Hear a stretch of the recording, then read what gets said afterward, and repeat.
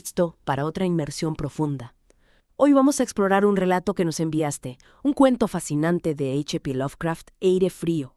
Ya sabes, ese que explora lo macabro, pero también nos lleva a pensar en temas filosóficos bien profundos. Exactamente. Y para esta inmersión tenemos el texto completo del cuento, lo que nos va a permitir no solo desmenuzar esa trama escalofriante que Lovecraft construye, sino también analizar esas ideas que se esconden detrás, las que nos hacen pensar en preguntas filosóficas que la humanidad se ha hecho desde siempre. Exacto. Nuestro objetivo hoy es desentrañar los misterios de este relato. Resumiremos los puntos clave para que todos estemos en la misma página, pero lo más importante será analizar cómo este cuento se relaciona con esos conceptos filosóficos que siempre nos han fascinado. ¿Listo para empezar? Fíjate que sí. Bueno, la historia comienza con el narrador contándonos sobre su peculiar aversión al frío. Una reacción casi instintiva que describe como algo parecido a la repulsión que sentimos por los malos olores. Interesante. Y nos explica que esta versión tiene su raíz en un caso terrible que está a punto de comprarnos. Nos sitúa en la primavera de 1923 en Nueva York, donde, buscando un lugar barato para vivir, encuentra una habitación en una pensión en la calle 14 Oeste. Ya desde el principio Lovecraft establece un ambiente particular, ¿no? Esa descripción de la pensión, una vieja mansión que en su tiempo fue elegante, pero que ahora está en decadencia, con ese herrumbroso y descolorido esplendor, ya nos adelanta que vamos a entrar en un mundo de algo que fue grandioso, pero que ahora está en ruinas. Y esa búsqueda de un lugar, cuando menos soportable para hibernar, ya nos da una idea de la fragilidad del narrador y quizás una cierta tendencia a lo extraño. Sin duda. Y en esta pensión conoce a la señora Herrero, la dueña, una española, y a los demás inquilinos, la mayoría también españoles. Gente tranquila, reservada. Pero un día el narrador empieza a sentir un olor fuerte a amoníaco y descubre que hay una gotera en el techo de su cuarto. Uy, eso no suena bien. Cuando va a quejarse con la señora Herrero, ella le habla del doctor Muñoz, un inquilino del cuarto piso. Lo describe como alguien demasiado enfermo para cuidarse solo, con una enfermedad muy rara que le obliga a tomar baños con un olor peculiar y evitar cualquier aumento de temperatura. Enfermedad rara, baños con olor peculiar. Suena intrigante. Menciona que vive aislado, que depende del amoníaco para mantenerse fresco, y revela que antes fue un médico famoso en Barcelona e incluso curó a un plomero de una herida grave. Aquí ya empiezan a surgir varios elementos que llaman la atención, ¿no? Esa enfermedad misteriosa que necesita frío constante y la dependencia del amoníaco son detalles muy extraños. Y que haya sido un médico famoso en Barcelona y ahora esté así, recluido, genera un contraste muy interesante. ¿Por qué un médico tan reconocido terminaría en estas circunstancias tan raras? Ya se despierta una curiosidad en el lector y también en el narrador, claro. Totalmente. Y la señora Herrero también dice que el doctor Muñoz nunca sale y que su hijo Esteban le lleva todo lo que necesita, incluyendo grandes cantidades de sal de amoníaco. El narrador, aunque escucha ruidos raros que vienen del piso de arriba, como los de un motor de gasolina, nunca ha visto al doctor Muñoz, hasta que le da un ataque al corazón. Justo cambia las cosas. Consciente del peligro y recordando la historia de plomero curado, decide, con dificultad, subir al piso de arriba para pedir ayuda. Este es un momento clave en la trama. La vulnerabilidad del narrador lo obliga a buscar ayuda en este personaje misterioso al que antes solo conocía por referencias y olores. Es la necesidad lo que rompe esa barrera de lo desconocido y lo introduce en el mundo del doctor Muñoz. Exacto. Toca la puerta y una voz extraña le responde en un buen inglés, preguntándole su nombre porque llama. Después de aclarar esto, la puerta del lado se abre, dejando escapar una ráfaga de aire frío. A pesar de ser un día caluroso de junio, el narrador siente un escalofrío al entrar en la habitación del doctor Muñoz, y lo que encuentra es sorprendente. El mobiliario es elegante y lujoso, un contraste enorme con la decadencia del resto de la pensión. Ve que la pequeña habitación llena de botellas y máquinas que mencionó la señora Herrero es en realidad un laboratorio, conectado a una habitación espaciosa con nichos cómodos y un baño grande que esconde los aparatos. La descripción del apartamento del doctor Muñoz es muy importante. Ese contraste entre la riqueza interior y la pobreza exterior hace aún más extraño al personaje. Parece como si el doctor Muñoz hubiera creado una burbuja, un lugar aparte de la realidad que lo rodea, donde puede mantener su peculiar forma de vida. Y al fin conoce al doctor Muñoz. Lo describe como un hombre bajo pero bien proporcionado, vestido formalmente, con rasgos nobles, barba gris, quevedos, ojos oscuros y nariz afilada. Una apariencia general que sugiere inteligencia y buena educación.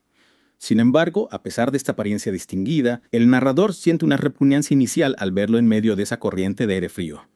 Quizás la palidez de su piel y la frialdad al tocarlo contribuyen a esta sensación, aunque el narrador también reconoce que lo extraño del frío en un día caluroso siempre causa rechazo, Es muy interesante esa primera reacción del narrador. Aunque la apariencia del doctor Muñoz sugiere respeto e incluso distinción, hay algo en ese ambiente helado, en esa alteración de la naturaleza, que genera un instinto de rechazo.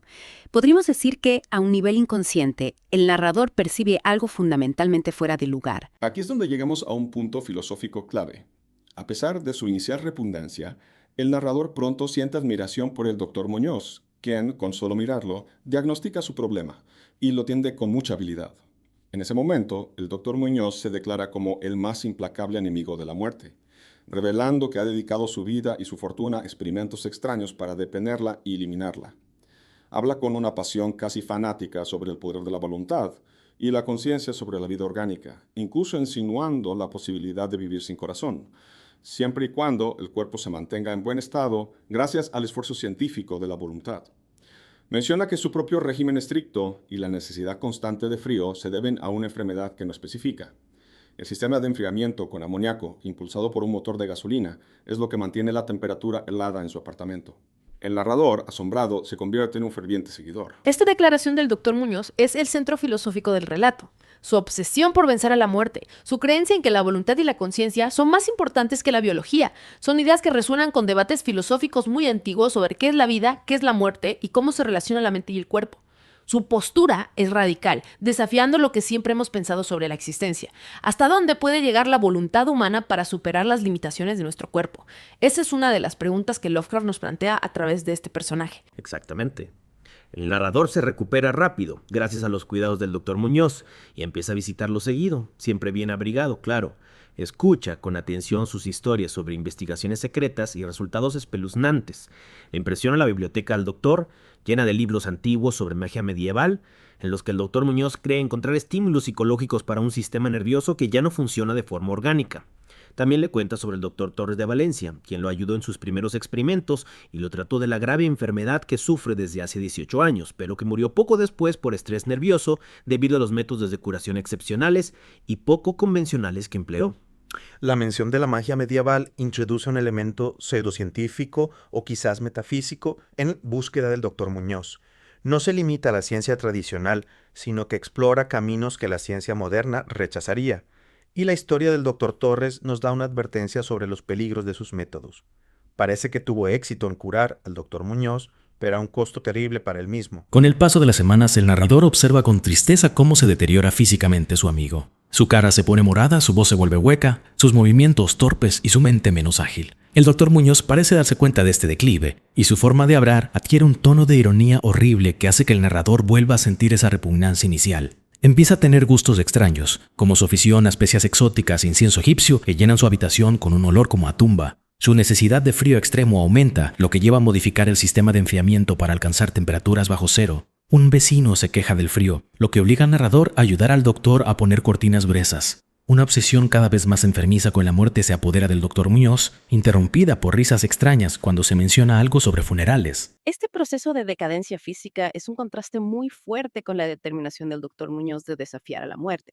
Aunque su cuerpo falla, su voluntad parece mantenerse firme incluso con esa ironía macabra que desarrolla. Es como si su mente se aferrara a su objetivo mientras su cuerpo se descompone.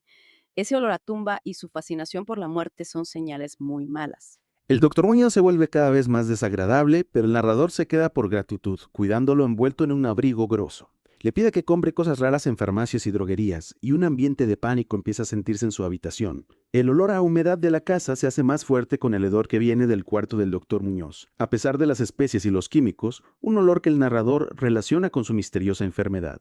La señora Herrero, aterrorizada, deja por completo al doctor Muñoz al cuidado del narrador, e incluso le prohíbe a su hijo Esteban que le haga recados. El doctor Muñoz se niega con furia a que lo vea otro médico, pero su voluntad y su valentía parecen aumentar, como si estuviera desafiando a la muerte. Esa negativa a buscar ayuda médica de fuera, a pesar de que está empeorando, subraya su creencia en sus propios métodos y su desconfianza en la medicina tradicional. Su enojo, cada vez mayor cuando se le sugiere ver a otro médico, es una muestra de su obsesión y quizás de su miedo a que se descubra su secreto. El doctor Muñoz casi deja de comer y parece que solo sobrevive gracias a su fuerza mental. Se dedica a escribir y sellar documentos dirigidos principalmente a las Indias Occidentales, incluyendo uno para un médico francés famoso al que se cree muerto. Le da instrucciones al narrador para que envíe estos documentos después de su muerte, pero el narrador decide quemarlos sin leerlos. Que el narrador queme los documentos es un acto de rebeldía o quizás de protección. No sabemos qué decían esas cartas, pero el hecho de que estén dirigidas a personas lejos y a un médico que se supone que murió hace que sintamos que el doctor Muñoz está metido en algo muy oscuro y secreto. La apariencia y la voz del doctor Muñoz se vuelven horribles. En un momento, su aspecto le causa un ataque de epilepsia a un reparador que fue a la habitación. Entonces, una noche, alrededor de las 11, la bomba del sistema de refrigeración falla por completo. El doctor Muñoz reacciona con una voz inhumana lleno de pánico. Los intentos del narrador por arreglar la bomba no sirven y se dan cuenta de que necesitan una pieza nueva, lo que hará que la reparación se retrase hasta la mañana siguiente. Este es el punto crucial de la historia. La falla del sistema de refrigeración es una amenaza directa a la precaria existencia del doctor Muñoz. Su reacción desesperada revela lo frágil que es su desafío a la muerte. Todo su sistema de conservación artificial está a punto de fallar. La rabia y el pánico del doctor Muñoz alcanzan niveles grotescos. Tiene un espasmo y se venda los ojos. La habitación empieza a calentarse muy rápido. Se va al baño pidiendo hielo durante toda la noche. El narrador busca hielo desesperadamente, pero Esteban se niega a ayudarlo. Contrata a un vagabundo para que lo lleve. Mientras tanto, el narrador busca con desesperación el pistón de la bomba. La desesperación del narrador refleja la del doctor Muñoz. La búsqueda frenética de hielo es una carrera contra el tiempo, una lucha por mantener artificialmente una condición que la naturaleza está reclamando. Al volver con los mecánicos al día siguiente, encuentran la pensión en caos. Un hombre está rezando en voz alta. Se siente un ambiente terrible, y el hedor que sale de la habitación cerrada del doctor Muñoz hace que los otros residentes recen con sus rosarios. El hombre que contrataron para llevar hielo huye gritando. La puerta de la habitación del doctor Muñoz está cerrada por dentro, y solo se escucha un goteo lento y espeso. Después de intentar abrirla con un alambre sin éxito, fuerzan la puerta. El calor sofocante y la escena de adentro son horribles. Un rastro oscuro y viscoso va desde el baño hasta el escritorio, donde se ha formado un charco. Sobre la mesa hay un papel con una escritura ilegible y repugnante, manchado por la misma sustancia. El rastro termina sin explicación en el sofá. La descripción de la escena final es escalofriante. Ese ambiente de terror colectivo, los rezos, el hedor, el rastro viscoso. Todo indica que se han violado las leyes naturales, que ha pasado algo que no debería pasar. El misterio se hace aún mayor al no saber qué encontraron en el sofá. En medio del horror, el narrador logra descifrar las últimas palabras escritas en el papel antes de quemarlo. El mensaje revela la impactante verdad. Ha llegado el final. No queda hielo. El hombre ha lanzado una mirada y ha salido corriendo. El calor aumenta por momentos, y los tejidos no pueden resistir. Me imagino que lo sabe. Lo que dije sobre la voluntad, los nervios y la conservación del cuerpo una vez que han dejado de funcionar los órganos.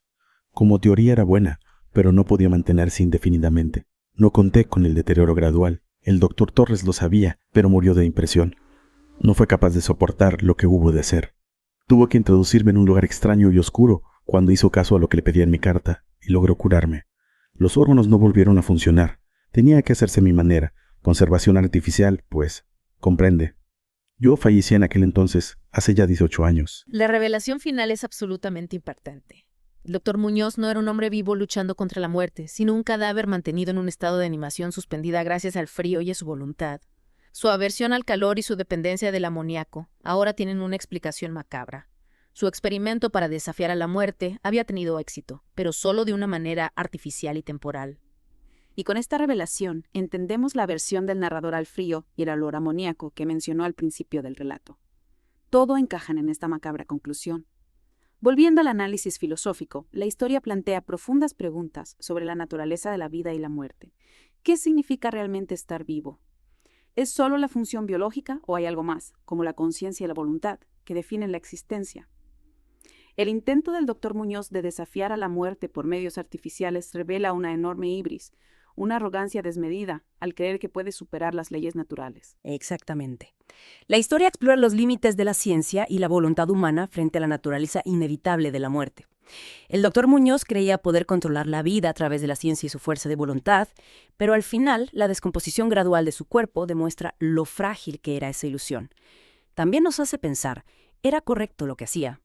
¿Era moralmente aceptable mantener un cuerpo sin vida orgánica en un estado de animación artificial, incluso si él lo quería así? Y el horror a un aire frío no viene solo de lo sobrenatural, sino de esta violación de las leyes naturales y las terribles consecuencias de la ambición desmedida. El frío en sí mismo se convierte en una metáfora de ese estado intermedio entre la vida y la muerte, una suspensión artificial que no puede durar para siempre. La historia nos hace reflexionar sobre qué significa existir y si una vida mantenida artificialmente puede considerarse vida de verdad. Además, la figura del doctor Torres, quien murió de susto, sugiere una profunda perturbación moral y psicológica ante lo que tuvo que hacer para curar al doctor Muñoz. Su muerte subraya la naturaleza antinatural y quizás incluso sacrílega del experimento. Así que, como vemos, este relato no es solo una historia de terror escalofriante, sino también una profunda reflexión sobre la vida, la muerte y los límites de la ciencia y la voluntad humana. La búsqueda desesperada del Dr. Muñoz por la inmortalidad nos lleva a cuestionar qué significa realmente estar vivo. Y reflexiones sobre esto. ¿Hasta dónde estarían dispuestos a llegar para desafiar a la muerte? Y si la vida pudiera extenderse artificialmente, ¿se conservaría lo esencial de lo que nos hace humanos? Esto es solo un vistazo profundo a la compleja red de ideas que Lovecraft teje en Aire Frío. Te animamos a volver a leer el cuento y a explorar otras obras del autor para seguir desentrañando estas fascinantes preguntas filosóficas. Gracias por acompañarnos en esta inmersión profunda. Esperamos que esta exploración haya sido tan esclarecedora para ustedes como lo ha sido para nosotros.